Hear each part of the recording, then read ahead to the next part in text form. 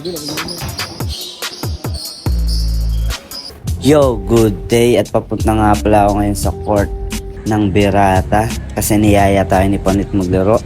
May galaban daw at sumakay na nga tayo ng tricycle niyan.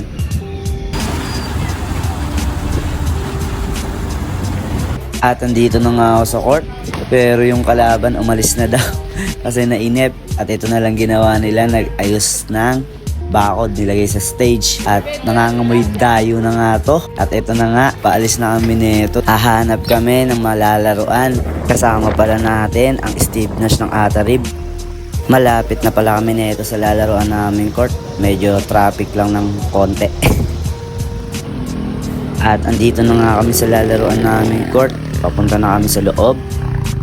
Ito nga pala yung lalaruan namin. Ang liit ng ring yan. At nagsapatos na nga kami dito. Yung posta na ito hindi naman masyadong kalakihan kasi tamang papawis lang kami. Gusto lang talaga namin maglaro. At Team Minions lang yung lineup namin. At dito nga nag-umpisa na yung laban. Panoorin yung naging highlights ng laro namin dito guys. Let's go!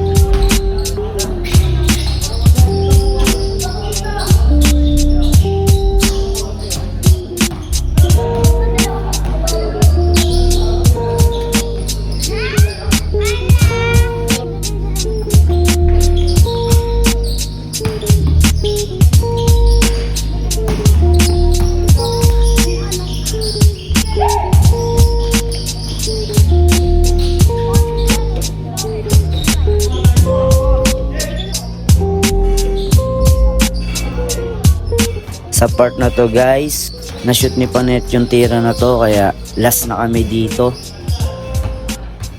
At dito nga, naka-play yung kalaban. Pasok yan. Baba si Anthony. At ito naman yung play ng panapos na tira ni Anthony. Pasok nga yun. At nice game sa nakalaban namin. Napakagandang laro at natapos ng maayos. Sa part na to, hinihintay na lang namin yung pusta guys. Tamang kwento nga dito si Anthony. Pagkabigay ng pera, bounce na kami agad at pabalik na kami nito sa Berata.